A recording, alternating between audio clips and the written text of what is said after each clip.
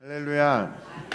오늘도 새벽 미명 잠을 깨워서 주님 앞에 나온 우리 갈릴리 가족 여러분들께 주님의 은혜와 평강이 항상 넘쳐나시기를 주님의 이름으로 축복드립니다. 오늘 본문 말씀 안에서 우리가 함께 주님의 뜻을 함께 나누어서 깨달아 알아가 나아가는 시간 갖기를 원합니다. 오늘 본문 12절을 보면요, 예수님께서 성전 안에 들어가시는 장면이 드러나게 됩니다. 이곳에서는 희생 제사에 필요한 소나 양, 염소 같은 그런 희생 제물들을 판매했던 그런 내용들이 나옵니다. 왜 하필 이런 곳에서 이 성전에서 제물들을 판매하고 있었을지 한번 살펴보길 원합니다. 로마 제국의 침략을 받은 이스라엘은 그때 당시에 엄청난 피해를 입게 되었었습니다. 그 결과 팔레스타인 지역에서 살고 있었던 수많은 유대인들이 전 세계로 흩어져서 살게 되는 일이 일어나게 됩니다.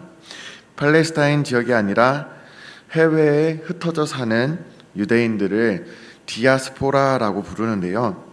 비록 고향 땅인 팔레스타인을 떠났지만 율법에 따라서 매년 3차례씩 디아스포라 유대인들은 절기를 지키기 위해서 예루살렘 성전을 찾아오게 됩니다.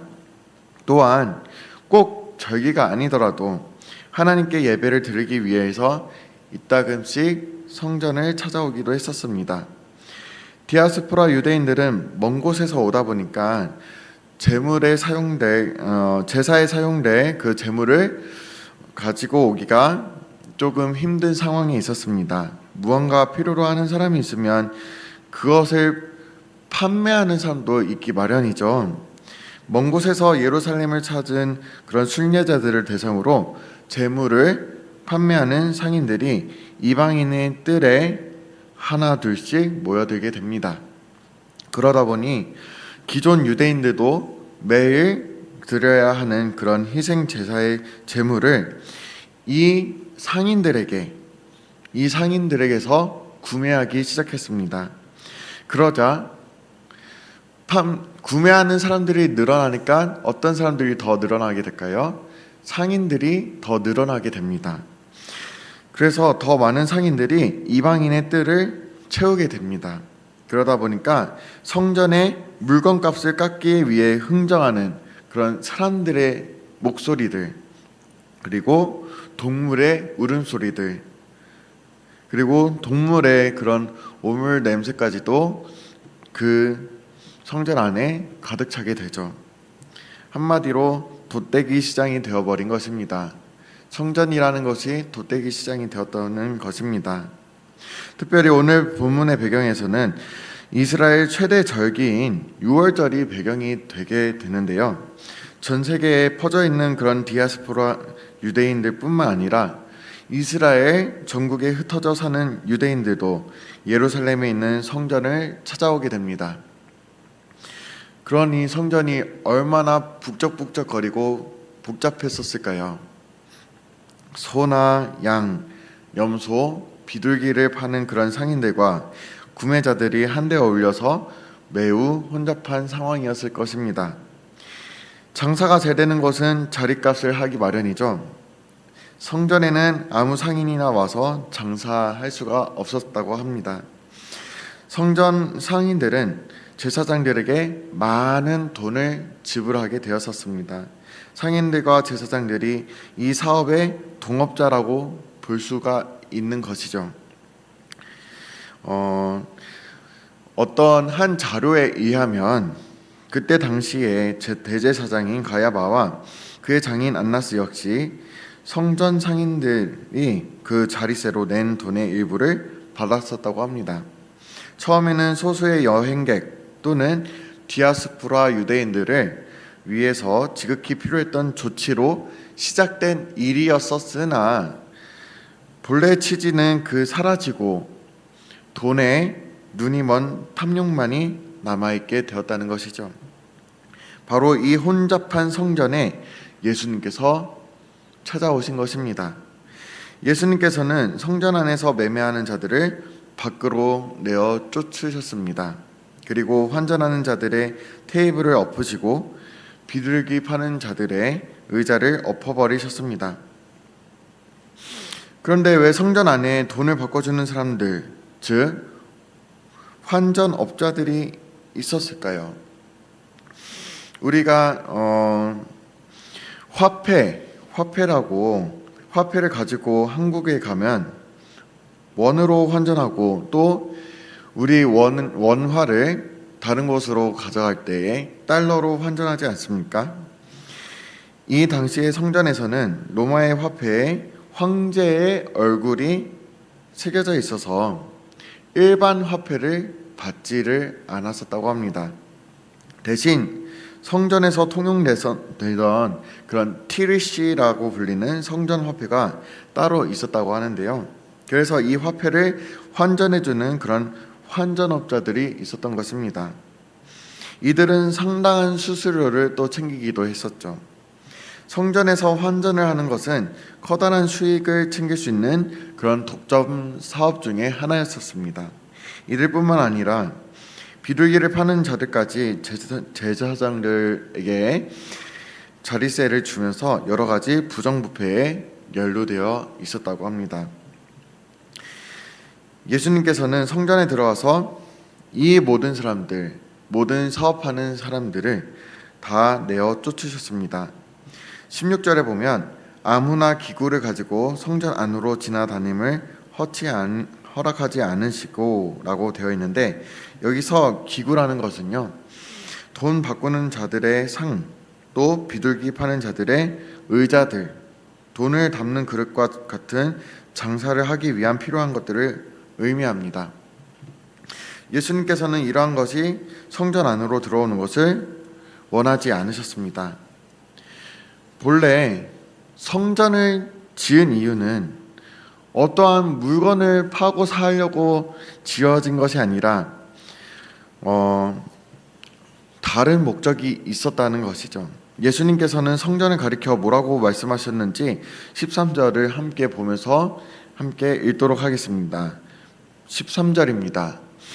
그들에게 이르시되 기록된 바 내 집은 기도하는 집이라 일컬음을 받으리라 하였거늘 너희는 강도의 소굴을 만드는도다 하시니라. 아멘. 13절에 보니까 성전을 뭐라고 이야기를 했나요? 내 집은 만민이 기도하는 집이라 라고 말씀하셨습니다. 여기서 만민이란 말 그대로 모든 민족들, 모든 족속들이라는 뜻입니다.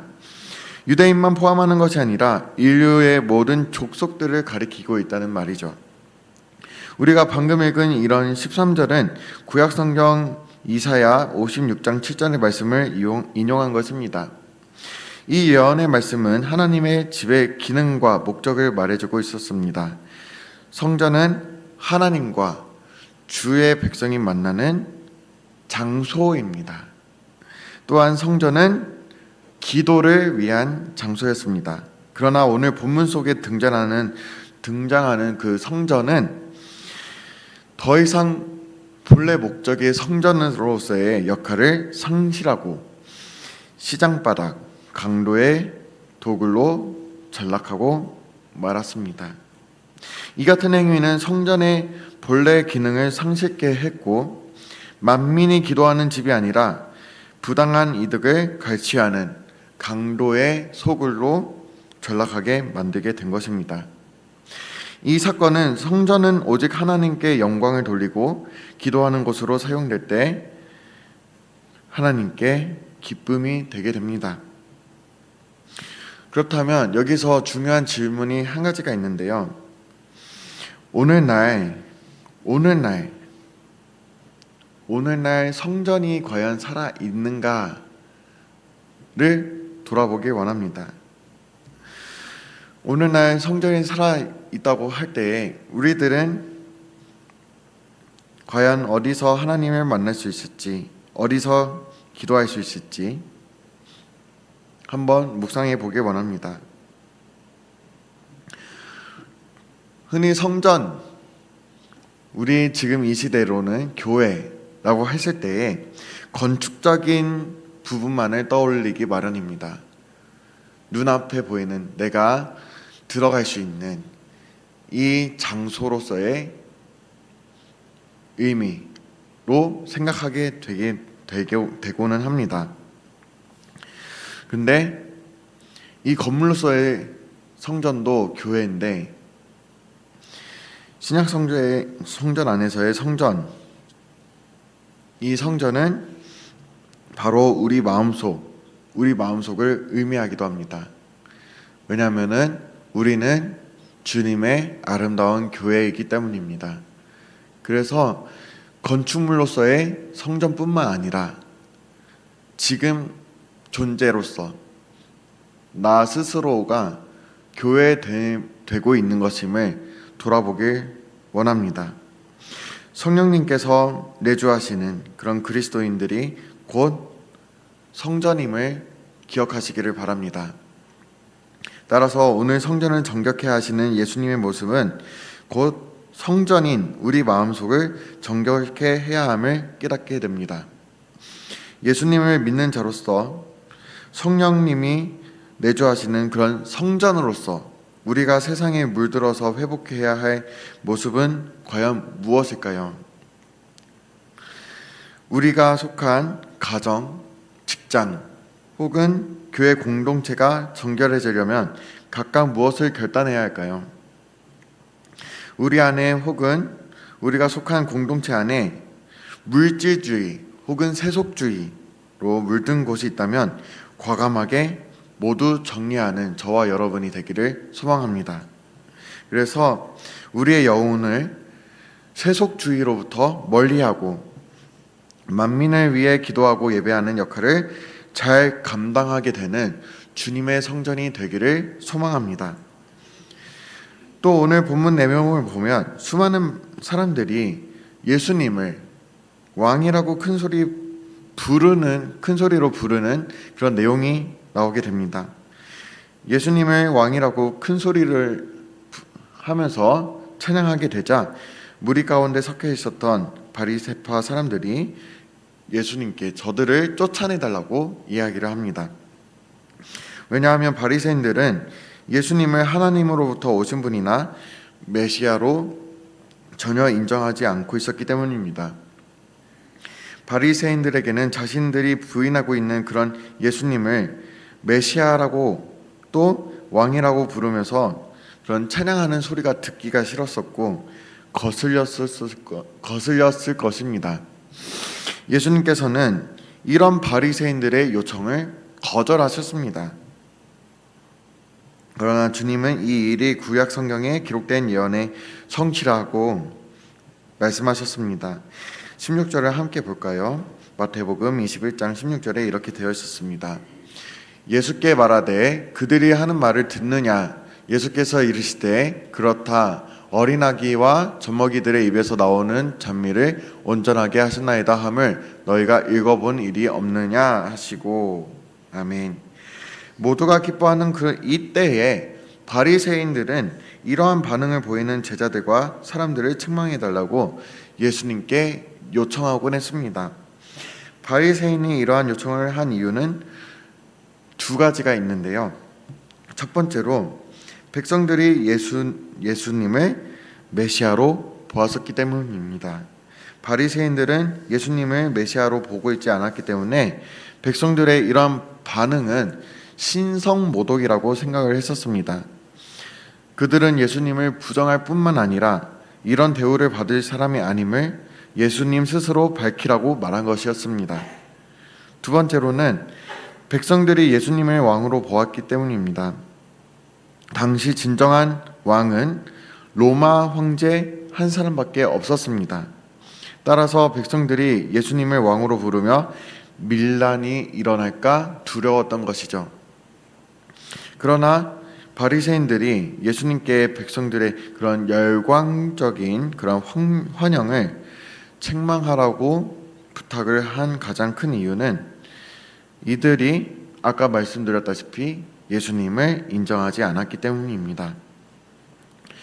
다른 공관 복음서를 보면 군중들이 예수님을 향하여서 다윗의 자손이라고 부르지 못하게 해달라고 말하는 그런 바리새인들이 나오는 것을 살필 수가 있습니다.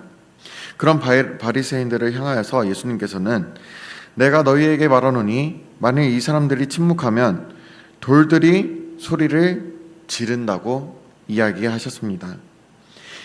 메시아이신 예수님께 드리는 그런 백성들의 찬양과 영광은 합당한 것이지 결코 잘못된 것이 아닙니다. 예나 지금이나 예수님께 대한 그런 반응은 두 가지로 나뉘게 됩니다. 제자들이나 백성들처럼 예수님을 찬양하고 받아들이든지 아니면 바리새인들처럼 예수님을 대적하고 부인하든지 그런 모습들로 나뉘게 됩니다. 이 예수님을 어떻게 맞이할 것인지는 우리들의 자세에 달려 있습니다. 예수님을 기쁨과 찬양으로 합당한 영광을 돌리며 예수님을 맞이하는 저와 여러분이 되기를 소망합니다. 또한 예수님을 우리 인생의 진정한 왕으로 자정하시도록 모시며 살아가는 저와 여러분이 되기를 소망합니다. 하나님의 나라는 강요가 아니라 자원함에서 이루어지게 됩니다. 제가 오늘의 말씀을 정리하면서 잠깐 찬양을 불러드리도록 하겠습니다. 이 찬양의 가사를 묵묵히 묵상하면서 나아가는 시간 되길 소망합니다. 우리는 주의 움직이는 교회라는 찬양인데요. 한번 묵상해 보길 원합니다. 우리는 주의 움직이는 교회, 이곳은 주님을 위한 자리, 내가 기도하는 모든 땅 위에서 하나님 예배 받을 그날을 고대하네. 나의 노래로 주님의 성전을 지으리, 높임을 받으소서. 이스라엘의 찬송 중 거하신 주님은 거룩하십니다.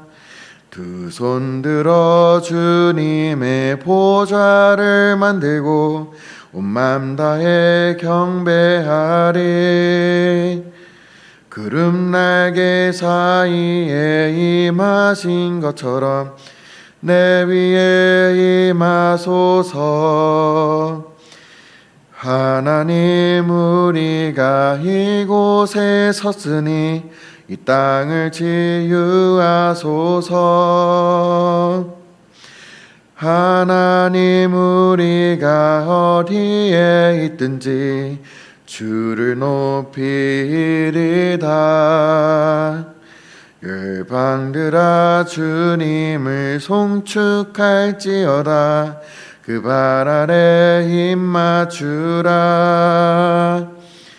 영원한 통치자 주 예수 그리스도, 그는 위대하신 왕, 우리 왕. 아멘. 이 찬양의 가사들처럼 우리는 주의 움직이는 교회입니다. 그리고 우리는 주님을 찬양하는 사람들이고, 우리는 주께 기도하는 사람들이고, 우리는 주께 예배하는 사람들입니다. 사랑하는 갈릴리 가족 여러분, 우리가 모인 이곳도 주님의 성전이고 우리 자체도 움직이는 교회임을 우리 스스로가 인지하고 우리 스스로를 정결케 하며 주님 앞에 나아가는 그런 믿음의 자녀가 되기를 소망합니다. 그래서 우리 스스로를 다른 세속적인 일로, 그런 부정한 일로 더럽히는 것이 아니라 만민이 기도하는 집인 것처럼 우리 스스로가 기도하는 그런 성전이 되어서 주님 앞에 향기로운 삶으로서 살아가는 저와 여러분이 되기를 주님의 이름으로 간절히 소망하며 축복드립니다.